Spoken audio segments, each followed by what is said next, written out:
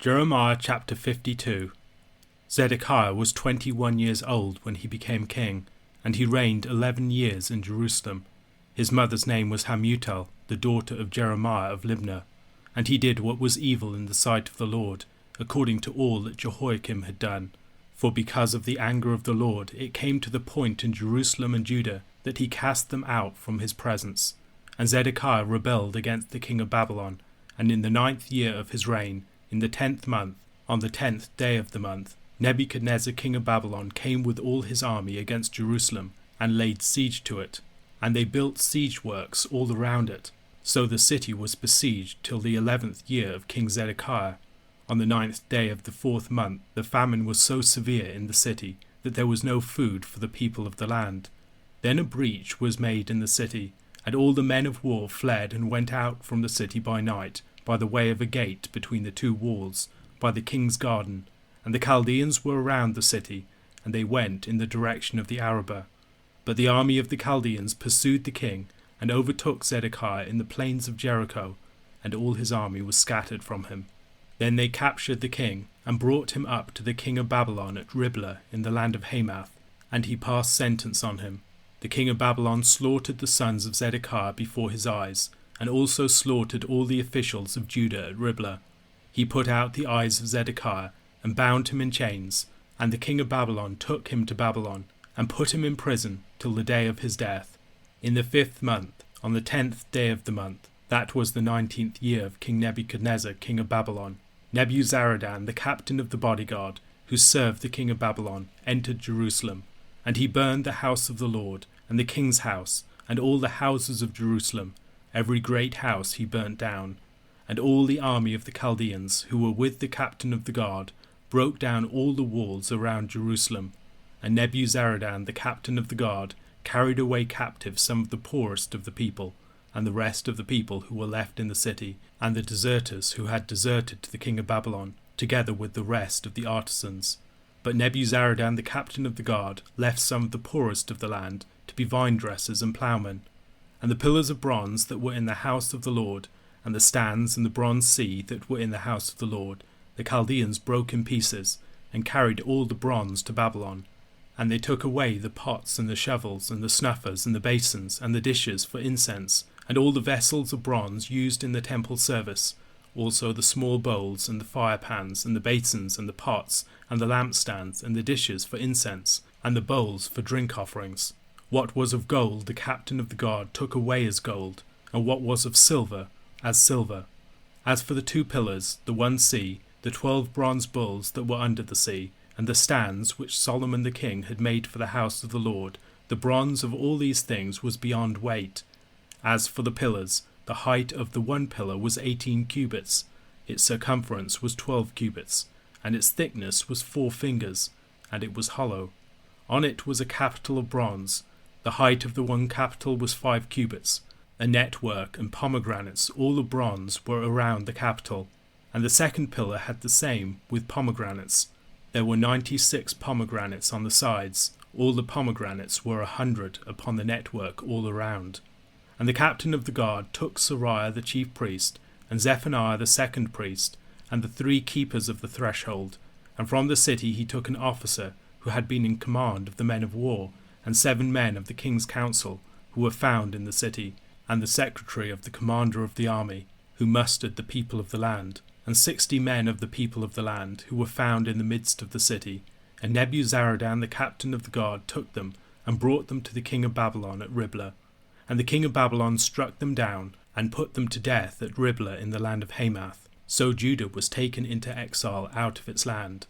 This is the number of the people whom Nebuchadnezzar carried away captive in the 7th year, 3,023 Judeans. In the 18th year of Nebuchadnezzar he carried away captive from Jerusalem 832 persons. In the 23rd year of Nebuchadnezzar, Nebuzaradan the captain of the guard carried away captive of the Judeans 745 persons. All the persons were 4,600. And in the 37th year of the exile of Jehoiakim, king of Judah, in the 12th month, on the 25th day of the month, Evil-Merodach king of Babylon, in the year that he began to reign, graciously freed Jehoiakim king of Judah and brought him out of prison. And he spoke kindly to him, and gave him a seat above the seats of the kings who were with him in Babylon. So Jehoiakim put off his prison garments, and every day of his life he dined regularly at the king's table. And for his allowance, a regular allowance was given him by the king, according to his daily needs, until the day of his death, as long as he lived. The book of Jeremiah concludes not with Jeremiah's final words, nor with the great prophecies against Babylon in chapters 50 to 51, but with the historical epilogue of chapter 52. The book of Jeremiah's prophecies conclude in chapter 51 verse 64, and what follows here is largely the text of 2 Kings chapter 24 verse 18 to chapter 25 verse 30, with a few variations and additions. A similar inclusion of material from the historical books into one of the prophetic books can be seen in chapters 36 to 39 of the book of Isaiah. Those chapters contain much of the material of 2 Kings chapters 18 to 20. The most major change from 2 Kings chapter 25 is the exclusion of its account of Gedaliah. Given the treatment of the history of the Judahites after the fall of the kingdom in chapters 40 to 43, it should not surprise us that it was excluded at this point. It might seem as if this is a case of a lazy cut and paste from another book, but even material that seems to be repeated in Scripture, as several parts of Jeremiah are even within the book itself, are not detached from their new locations, or straightforward repetitions. In some cases, as in the verses at the end of chapter 50, the repeating of verses from another context is far from lazy cutting and pasting, functioning as a sort of subtle theological commentary, which attentive hearers should be able to pick up upon. Jeremiah chapter 52 needs to be read in the wider context of the book of Jeremiah, where it has been thoughtfully placed. As we have noted at several points in studying the book of Jeremiah, in light both of internal features of the book and the evidence of the Septuagint version of the book of Jeremiah underwent a series of additions and several reorderings of its material before coming down to us in the form that we now have it in our Bibles. We might note the similarity between this chapter and the earlier account of chapter 39 to 40 verse 6, where the fall of Jerusalem is followed by the release of Jeremiah, much as the fall of Jerusalem is followed here by the release of Jehoiakim. In its current position, the material of chapter 52 highlights the way that Jeremiah's ministry was vindicated in his lifetime, the event with which it was largely concerned coming to pass as the enemy from the north came upon Jerusalem and destroyed it. This chapter also contains some unique material in the numbers of the exiles in verses 28 to 30. The material of this chapter likely dates from some time after 560 BC, over 25 years after the downfall of Jerusalem. Zedekiah, like Jehoiakim, reigned for 11 years before rebelling against Nebuchadnezzar. He repeats the error of his predecessor and suffers the same consequences. All of this was discussed in places like Ezekiel chapter 17 verses 11 to 21, which warned against looking to the Egyptians for an alliance against the Babylonians. Then the word of the Lord came to me, "Say now to the rebellious house, do you not know what these things mean? Tell them, behold, the king of Babylon came to Jerusalem, and took her king and her princes, and brought them to him to Babylon. And he took one of the royal offspring, and made a covenant with him, putting him under oath, the chief men of the land he had taken away, that the kingdom might be humble, and not lift itself up, and keep his covenant, that it might stand. But he rebelled against him by sending his ambassadors to Egypt, that they might give him horses and a large army. Will he thrive? Can one escape who does such things? Can he break the covenant and yet escape? As I live, declares the Lord God, surely in the place where the king dwells, who made him king, whose oath he despised, and whose covenant with him he broke, in Babylon he shall die. Pharaoh with his mighty army and great company will not help him in war, when mounds are cast up, and siege walls built to cut off many lives. He despised the oath in breaking the covenant, and behold, he gave his hand and did all these things. He shall not escape. Therefore thus says the Lord God, as I live, surely it is my oath that he despised, and my covenant that he broke. I will return it upon his head. I will spread my net over him, and he shall be taken in my snare. And I will bring him to Babylon, and enter into judgment with him there for the treachery he has committed against me. And all the pick of his troops shall fall by the sword, and the survivors shall be scattered to every wind. And you shall know that I am the Lord. I have spoken. One of the strongest themes of Jeremiah's ministry was that the people of Judah ought to submit to the king of Babylon, that as they submitted to the Lord's hand in the king of Babylon, they would be preserved through judgment, and the time would come when they would be restored again. However, Zedekiah and the Judahites broke this word. In the 9th year of Zedekiah's reign, Nebuchadnezzar came up against Jerusalem in response to Zedekiah's rebellion against him. There is a sense of inevitability to the events that follow. After all of the forewarning, the actual judgment comes upon Judah as a sort of formality. Its fight is futile. The fate is already appointed for the nation. There is an inexorable movement from Nebuchadnezzar's setting up of the siege works to the final fall of the city of Jerusalem. Nothing can save Judah now. The disaster is in the process of unfolding, and nothing can arrest it. The siege begins in January of 588 BC, and it ends in July 586 BC.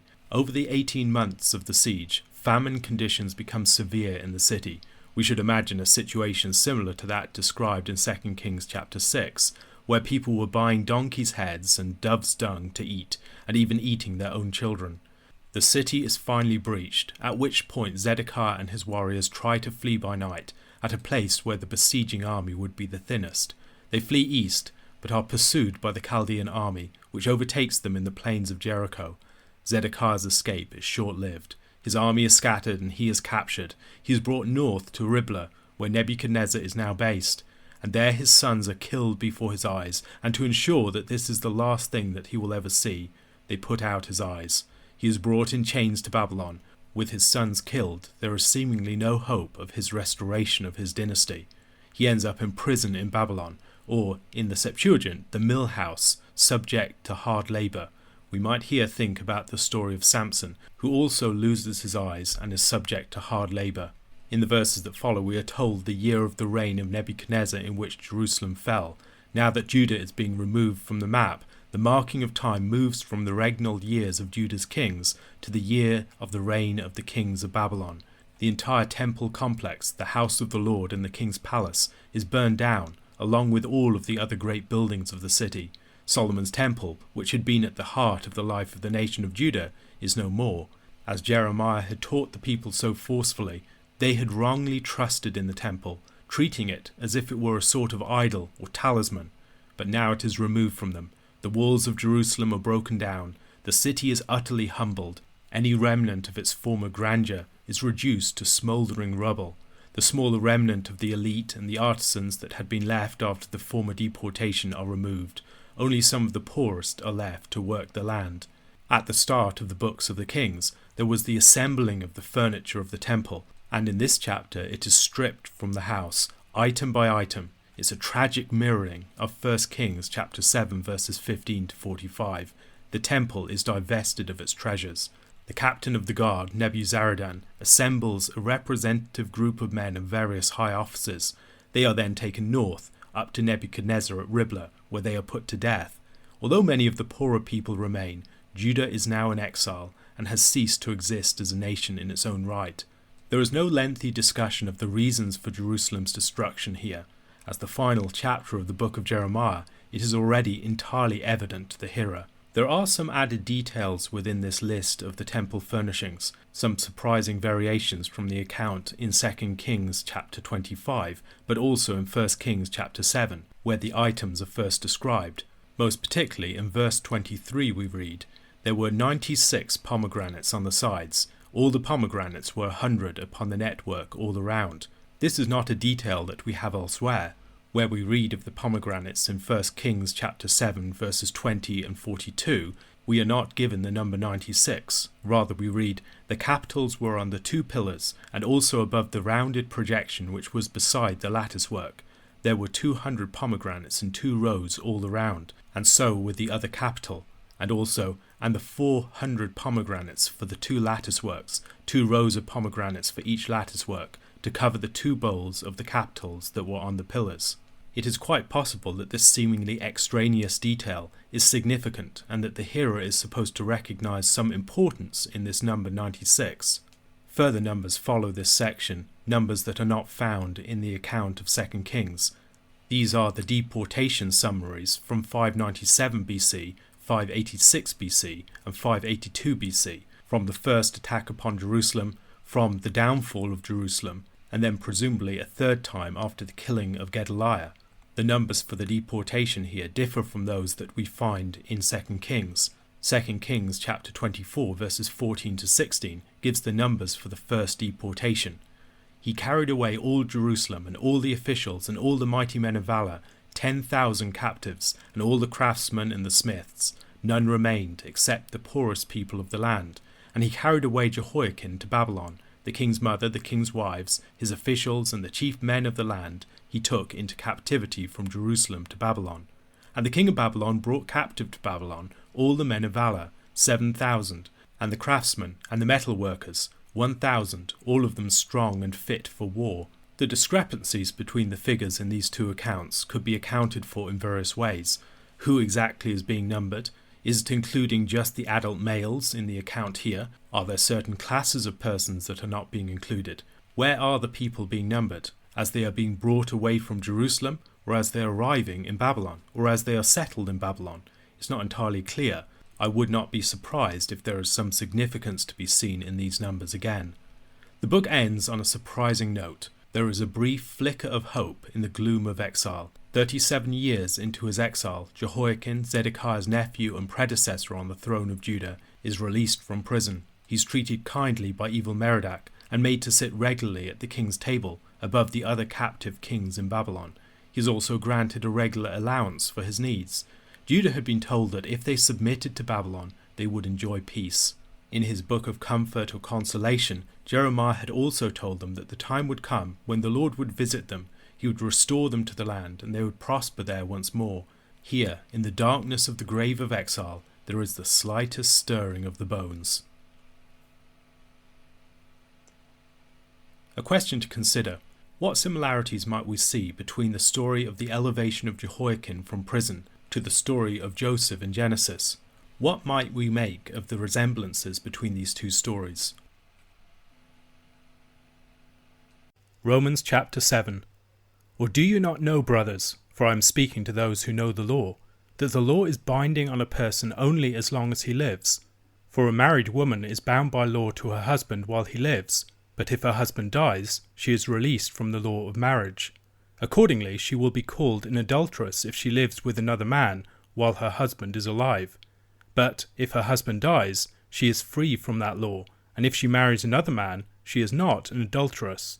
Likewise, my brothers, you also have died to the law through the body of Christ, so that you may belong to another, to him who has been raised from the dead, in order that we may bear fruit for God. For while we were living in the flesh, our sinful passions, aroused by the law, were at work in our members to bear fruit for death. But now we are released from the law, having died to that which held us captive, so that we serve in the new way of the Spirit, and not in the old way of the written code. What then shall we say? That the law is sin? By no means. Yet if it had not been for the law, I would not have known sin. For I would not have known what it is to covet, if the law had not said, "You shall not covet." But sin, seizing an opportunity through the commandment, produced in me all kinds of covetousness. For apart from the law, sin lies dead. I was once alive apart from the law, but when the commandment came, sin came alive, and I died. The very commandment that promised life proved to be death to me. For sin, seizing an opportunity through the commandment, deceived me, and through it killed me. So the law is holy, and the commandment is holy and righteous and good. Did that which is good, then, bring death to me? By no means.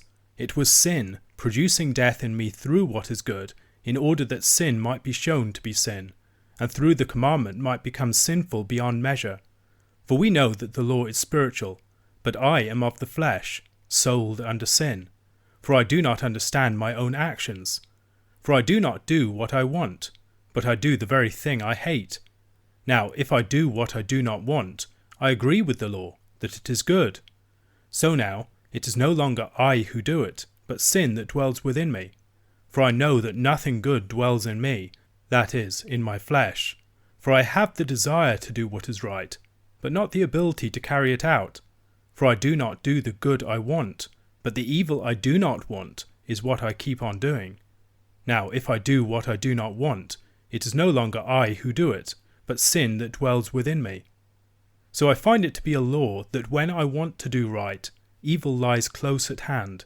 For I delight in the law of God in my inner being, but I see in my members another law waging war against the law of my mind, and making me captive to the law of sin that dwells in my members. Wretched man that I am, who will deliver me from this body of death? Thanks be to God, through Jesus Christ our Lord. So then, I myself serve the law of God with my mind, but with my flesh I serve the law of sin. Romans chapter 7, especially the second half, is one of the most debated passages in all of Paul's letters. In particular, the identity of the I has been a matter upon which litres of ink have been spilled. Romans chapter 7 verse 1 in many translations might seem to be starting a new argument, independent of what came before. However, it refers back to what preceded it. It is still dealing with the issue of the dominion that we come under. Paul presents the Romans with a framework within which they can better understand what he is talking about. However, Paul's marriage framework needs to be treated attentively, as it is less straightforward than we might initially expect it to be. It has a few unexpected twists and turns. There is a husband, a wife, and a law holding them together. The husband dies, freeing the wife from the law of marriage binding them together, and enabling her to marry another, and enjoy a fruitful union with him. In verse 4, the husband of the previous verse, however, seems to be you. The term you here seems to be doing double duty. It is both the party that dies and the party that marries another. How can this be? The answer, it seems to me, lies in statements in the preceding chapter, such as that in verse 6. We know that our old self was crucified with him in order that the body of sin might be brought to nothing, so that we would no longer be enslaved to sin. The dead husband is the old self and the body of sin. The husband dies as we are crucified with Christ. The law bound us to the body of sin in some way, but it does so no longer. Now we belong to Christ, our new husband. The husband in both cases is a form of humanity. The old, fallen and sinful humanity in Adam is the first husband, while Christ, the second man and the last Adam, is the new husband. We are the wife in both cases, but we are also identified as the dead husband at various points in the preceding chapter. Paul makes a similar claim in Galatians chapter 2 verse 20. I have been crucified with Christ. It is no longer I who live, but Christ who lives in me. And the life I now live in the flesh, I live by faith in the Son of God, who loved me and gave himself for me. Here, as in Romans 7, the I has a number of different senses. In some sense, I have died, and in some other sense, I have been released to live a new life as my I is now associated with Christ. The result of this deliverance is that we become fruitful for God in this new marriage. We formerly lived in the flesh. For Paul, this term flesh refers to humanity in Adam, humanity that is mortal, rebellious, frail and fallen. The realm of the flesh is also the realm of sin and death's operations. Within this realm, the sinful passions are operative. They're paradoxically incited by the law itself. The operations of our sinful passions in our members was the bearing of fruit for death. However, now we have been released from bondage to our old husband, to the old man, a bondage that was secured by the law. We are still servants, but we now serve in the new way of the Spirit, rather than the old way of the written code. Implicitly, Paul might be saying that the law binds us to two different masters. It initially binds us to the master of sin, and then once we've been liberated by Christ, it binds us to Christ himself. We might also think here of the reality of the new covenant, where the law is written upon the heart by the Spirit. Paul speaks in a similar way in 2 Corinthians chapter 3, where the letter kills, but the Spirit gives life. Paul's argument to this point raises a difficult question though. Is the law to blame in this whole situation? The law bound us to the old husband, to the old self, maintaining us under the dominion of sin and death. Indeed, according to verse 5, the law itself incited the sinful passions. Paul immediately rejects the suggestion though. The law for Paul is vindicated. It is not to blame for the situation. However, it was the law that truly acquainted him with sin and enabled sin to come to a fuller expression within his life. If it hadn't been for the 10th commandment, Paul's acquaintance with the sin of covetousness would have been quite limited.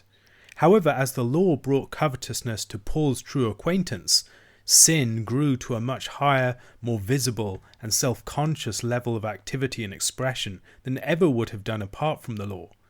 Apart from the law, sin is fairly dormant. It's present, but it's not really growing, developing or gaining power and dominance. However, when the law arrives, that which was a slumbering and shadowy presence awakes as a dominating monster. The law, which was given at Sinai, changed the expression of sin. One might also compare this to the situation in pagan societies prior to the advent of Christian faith. In such societies, sin is operative in some sense. However, it is also as if it were slumbering. Then, when the light of truth comes, suddenly sin is awakened and it starts to display its true power. One might consider as an illustration the way that few ancient societies had great qualms about cruel structures of dominance. Racism, for instance, has clearly always been present in the world in various forms and in all societies. However, Christian truth in a more particular way exposed and brought to light the sins of racism for what they were. It woke up the dragon of racism in the process. While racism is clearly present in other cultures, few cultures feel as terrorized by its power as ours do. As the light of the gospel woke up and acquainted us with the reality of this sin, it has put us in a position where we feel far more in bondage to it, subject to its power and unable to get free from it. And this is also operative on individual levels. As Paul gives the example of covetousness, the person who knows that it is wrong to covet on account of the law will have a very different relationship to lust than the person who is oblivious to it. Covetousness and lust are clearly present in us all, but when the law reveals the sinfulness of lust, lust takes on a much greater power over us. While others continue in blithe ignorance of its sinfulness, we might find ourselves desperately struggling in vain to free ourselves from its tightening clutches in our lives. The purpose of the law is to present the terms of life in fellowship with God. Its intent is to give life, but here we see that its effects are completely different. It ends up quite against its intended purpose, to bring death. The law, however, for Paul is holy and just and good. Nevertheless, its coming on the scene leads to our greater subjection to death.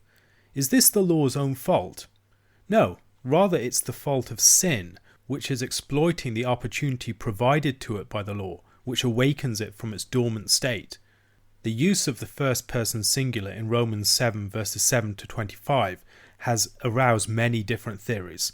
Historically, debates have generally centered around the question of whether an unregenerate or regenerate person is in view in the passage. Many have argued that Paul is speaking autobiographically.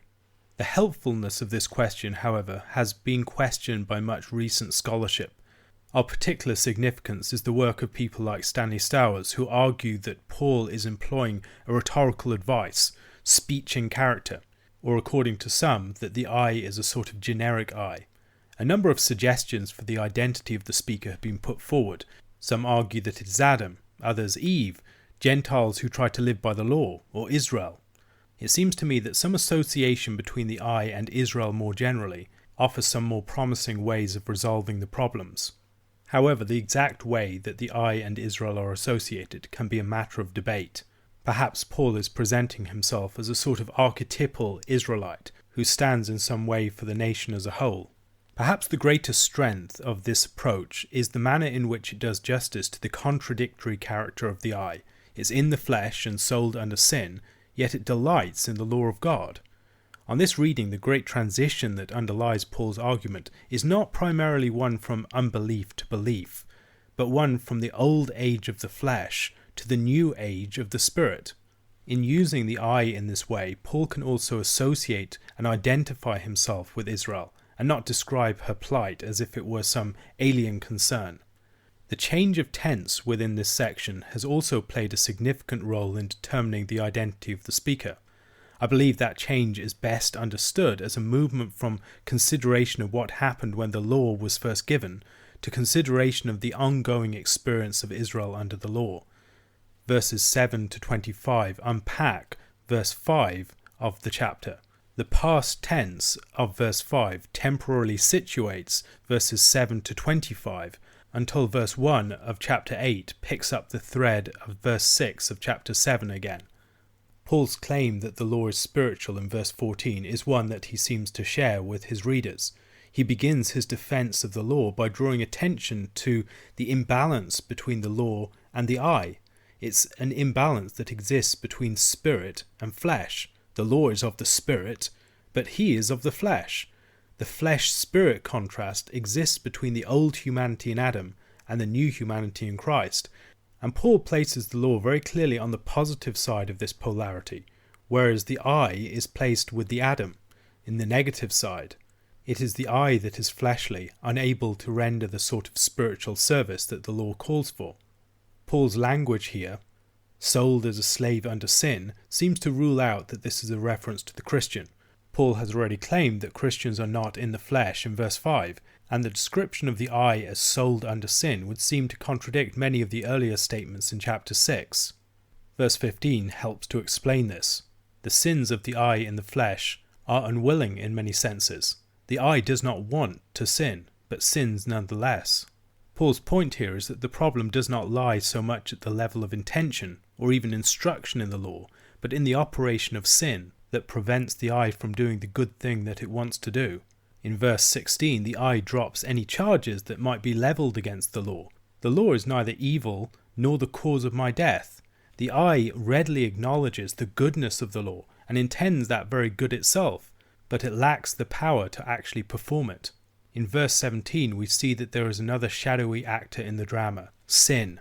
It is sin that frustrates the good intentions of the eye. And the claim being made is not that human beings are not responsible for their actions, but that the eye has been overcome by sin. It's almost like a demonic possession. In verses 18 to 20, Paul rephrases what he said in verses 14 and 15, in language that's coloured by what he has said in the verses between. Underlying Paul's point here is the claim that, as N.T. Wright puts it, what indwells someone is what gives them power to perform that which otherwise they would want to do but remain incapable of. That which is good, the law, in verse 17, has no dwelling in the eye, due to the mismatch that exists between the spiritual law and the fleshly nature of the eye. The law is like good food given to a sick person. It cannot heal the person, but it just causes them to throw up. Verse 19 is largely a repetition of the second half of verse 15. The difference is that, as Douglas Moo puts it, the good that is willed and the evil that is done are made explicit. Paul underlines his point in verse 20. His concern seems to be to exonerate both the law and the eye. Verses 21 to 25 serve to sum up what has been discovered about the state of the eye and the law. The law here, it seems to me, refers to the Jewish Torah. Questions about the Torah have been central to the entire discussion of the chapter to this point, and it would be highly confusing if Paul were to use the word law in a different sense here. Faced with the choice between good and evil presented by the law, the eye finds itself drawn to the evil rather than to the good. Paul then goes on to unpack this. We see a split occurring within the eye. On the one hand, the eye delights in the law of God according to its inner man. On the other hand, it encounters rebellion against this law in its members. The split between the members and the inner man should not be regarded as a sort of natural anthropological dualism, as some split within the human person that just exists on account of nature. Rather, it is an unnatural split brought about by the operations of sin. I don't think it's inappropriate to recognize in this some of our own struggles with sin in our lives, where it can feel as if we're split in two, we're fighting against ourselves. There is some force within us that we are battling against. The split within the eye most probably looks back to the start of the chapter, where we saw that the word you was made to do double duty. In the story of Israel, you can see this delight in the law of God. We can see it in the Psalms and elsewhere. However, while there is this delight in the law of God and this desire to perform it, on the other hand, sin is whipped up, and sin and rebellion are excited by the law. In addition to the split in the eye, the law also splits into two. So on the one hand you have the law of God, and on the other you have, in the words of Wright, its shadowy doppelganger, the law of sin. On the one hand, the law is the good God-given law. On the other hand, the law is that which binds us to death and has become the base of operations for sin. The law of sin has already been identified in verses 1 to 4 of the chapter and in verse 20 of chapter 5. The law of God is that which is increasingly coming into focus in Paul's argument. The vindication of the law of God over against the law of sin will finally be made explicit in verses 2 and 3 of chapter 8. It has been Paul's purpose in this chapter to show that the law taken over by sin had paradoxically been part of God's intention in giving it, to prepare for dealing with sin in the flesh of Jesus, and yet that the ultimate purpose of the law, the giving of life, will also be achieved through the work of Christ and the Spirit. He concludes this section with a great cry of despair. The state of the eye is summed up. The law is not at fault, nor ultimately is the eye itself. However, the eye is unable to escape from the death grip that the law grants to sin. The more that the eye struggles, the more that it is overpowered.